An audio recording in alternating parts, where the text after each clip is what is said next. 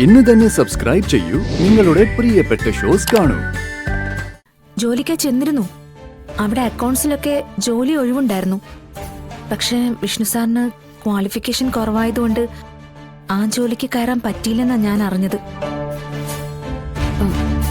അത് അനുന ഉറപ്പാണത് വിഷ്ണുവേട്ടൻ തന്നെയായിരുന്നു? അതേന്നെ മാഡം, ഇന്നത്തെ ദാരിദ്ര്യ നിർമ്മാർജ്ജന ചർച്ച നടക്കുമെന്ന് തോന്നുന്നില്ല. മന്ത്രി MLA സ്ഥലത്തെത്തിച്ചേരാൻ സാധ്യതയില്ലെന്ന് അറിയിച്ചിട്ടുണ്ട്. അവര് വരാതെ എങ്ങനെയാ മാഡം പ്രോഗ്രാംസ് അറേഞ്ച് ചെയ്യുന്നത്? അവർക്ക് മറ്റെന്തൊക്കെയോ പ്രോഗ്രാംസ് അറ്റൻഡ് ചെയ്യാനുണ്ടെന്ന്. അല്ലെങ്കിൽ തന്നെ അവരതിൽ പങ്കെടുക്കില്ലെന്ന് എനിക്ക് നേരത്തെ അറിയായിരുന്നു. നമ്മുടെ രാജ്യത്ത് നിന്നും ദാരിദ്ര്യ നിർമ്മാർജ്ജനം ചെയ്യാൻ ഏത് രാഷ്ട്രീയ നേതാവിനാ താല്പര്യമുള്ളത്? അവർക്ക് പിന്നിൽ നിന്ന് കരഘോഷത്തോടെ മുദ്രാവാക്യം വിളിക്കാൻ ആള് വേണം. അതും ചോദ്യം ചെയ്യാൻ ആവതില്ലാത്ത ദരിദ്രരായ ആളുകൾ. അപ്പൊ പിന്നെ നമ്മുടെ നാട്ടിൽ നിന്ന് ദാരിദ്ര്യ നിർമ്മാർജ്ജനം ചെയ്താ അതിനാളെ കിട്ടുമോ? ഇല്ല. അപ്പൊ പിന്നെ ഇന്ന് നേരത്തെ ഇറങ്ങുന്നുണ്ടോ? നേരത്തെ ഇറങ്ങണമായിരുന്നു. എനിക്ക് ഒരു വീട് നോക്കണം. വാടകയ്ക്കോ വിലയ്ക്കോ? വാടകയ്ക്ക് മതി. വലിയ വാടകയുള്ള വീടൊന്നും വേണ്ട. ഒരു മീഡിയം വാടക, അതിലുള്ള സൗകര്യങ്ങൾ മതി. ആർക്കാ മാഡം? എനിക്ക് മാറാനാ. നല്ല വൃത്തിയും വെടിപ്പും ഒക്കെ ഉണ്ടാവണം. മഴ വന്നാ വെള്ളം നിൽക്കരുത്. പിന്നെ കുടിവെള്ളവും മുറ്റത്ത് നല്ലൊരു കിണറും കൂടി ഉണ്ടെങ്കിൽ സംഗതി കുറച്ചുകൂടി ഓക്കെ. ഇതൊക്കെ ഡിമാൻഡ്സ്. അനുവിന്റെ പരിചയത്തിൽ എങ്ങനെ ഉണ്ടോ? നോക്കാം മാഡം. നമ്മുടെ ആ ബീന റോയുടെ വീടിനടുത്ത് ഒരു വീടുണ്ടെന്ന് പറഞ്ഞു കേട്ടിരുന്നു. അത്യാവശ്യം സൗകര്യമുള്ള വീടെന്നാ കേട്ടത്. ചോദിച്ചിട്ട് നമുക്ക് പോയി നോക്കിയേക്കാം. എന്നാ പിന്നെ വൈകിക്കണ്ട, നമുക്ക് നാളെയോ മറ്റന്നാളോ പോയി കാണാം. ചോദിക്കാൻ വിട്ടുപോയി. വിഷ്ണു സാറിന്റെ വീടിന്റെ കാര്യം അതെന്തായി? എന്തെങ്കിലും തീരുമാനമായോ? ഇത്രയും വലിയൊരു തുക അടയ്ക്കാൻ ആരെ കൊണ്ടാ പറ്റുക? വലിയ ചതിയല്ലേ നടന്നത്? അല്ല, വിഷ്ണു സാർ ഇതിലൊന്നും ഇടപെട്ടില്ലായിരുന്നോ? വിഷ്ണുവേട്ടന്റെ അച്ഛന്റെ അനിയൻ തന്നെയാ ഇവരെ അതിൽ പെടുത്തിയത്.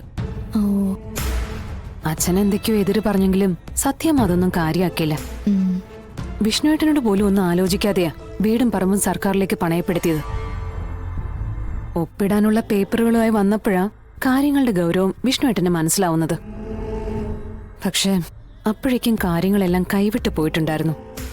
വിഷ്ണു സാറിന് ജോലിയൊന്നും ആയില്ലായിരുന്നോ? അതോ നേരത്തെ ഉണ്ടായിരുന്ന ജോലിയിൽ നിന്ന് ഇപ്പൊ മാറിയതാണോ? അതെന്താനു അങ്ങനെ ചോദിച്ചേ? അല്ല, എന്റെ ഒരു ഫ്രണ്ടിന്റെ ഓഫീസില് സാറ് ജോലിക്കായി ചെന്നിരുന്നു എന്നറിഞ്ഞു. ഏയ്, അങ്ങനെ ഉണ്ടാവാൻ വഴിയില്ല. എങ്കിൽ ഞാൻ അറിയില്ലേ? ഇല്ല മാഡം, ജോലിക്കായി ചെന്നിരുന്നു. അവിടെ അക്കൗണ്ട്സിലൊക്കെ ജോലി ഒഴിവുണ്ടായിരുന്നു. പക്ഷേ വിഷ്ണു സാറിന് ക്വാളിഫിക്കേഷൻ കുറവായതുകൊണ്ട് ആ ജോലിക്ക് കയറാൻ പറ്റിയില്ലെന്നാണ് ഞാൻ അറിഞ്ഞത്. അത് അനുന ഉറപ്പാണത് വിഷ്ണുവേട്ടൻ തന്നെയായിരുന്നു? അതേന്നെ, ആ ഓഫീസിലെ റിസപ്ഷനിസ്റ്റ് എന്റെ ഒരു നൈബറാ. മാഡത്തെ വിഷ്ണു സാറിനെയൊക്കെ അവൾക്ക് നന്നായിട്ട് അറിയാം. അവൾക്ക് എന്തായാലും തെറ്റുപറ്റില്ല.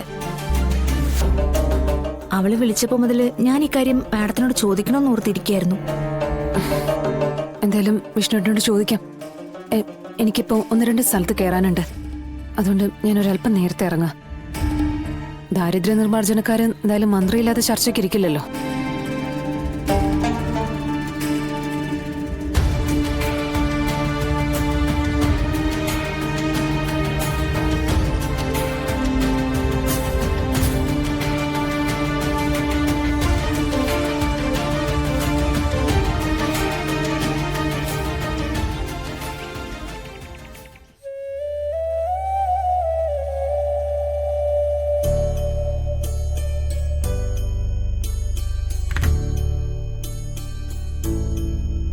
പൊന്നി, പൊന്നി, എന്താ സത്യമേ?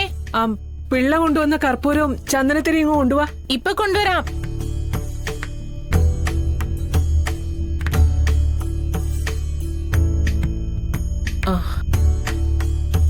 ഈ പൊടിയൊക്കെ ഒന്ന് സമയം കിട്ടുമ്പോ തുടച്ചു വെക്കാൻ പാടില്ലേ? തുടയ്ക്കണമെന്ന് 3-4 ദിവസമായി ആലോചിക്കുന്ന സത്യമേ. വിട്ടുപോയതാ. ഇന്ന് എന്തായാലും അത് ചെയ്തേക്കാം. നീ ഇതൊക്കെ തുടച്ചു വെക്കാനുള്ള സമയം ഒപ്പിച്ചു വരുമ്പോ എല്ലാം കൂടെ കെട്ടിപ്പെറുക്കി കൊണ്ടുപോകേണ്ട സമയാവും. വയ്ക്കോ.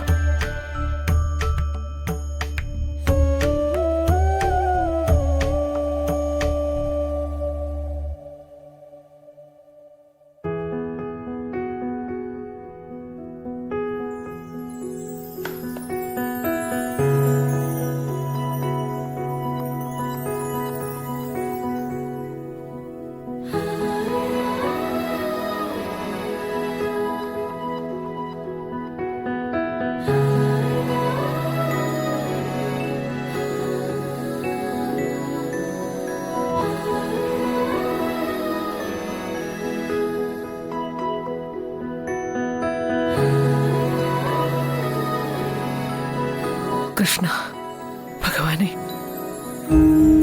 ഈ കത്തുന്നത് കർപ്പൂരമല്ല, എന്റെ മനസ്സാ.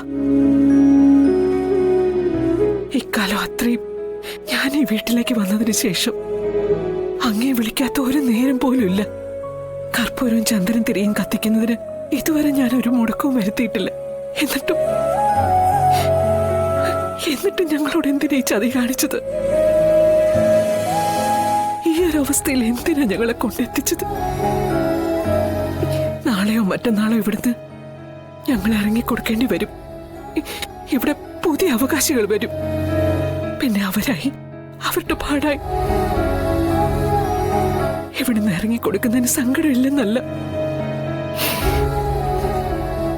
നല്ല വേദനയുണ്ട്.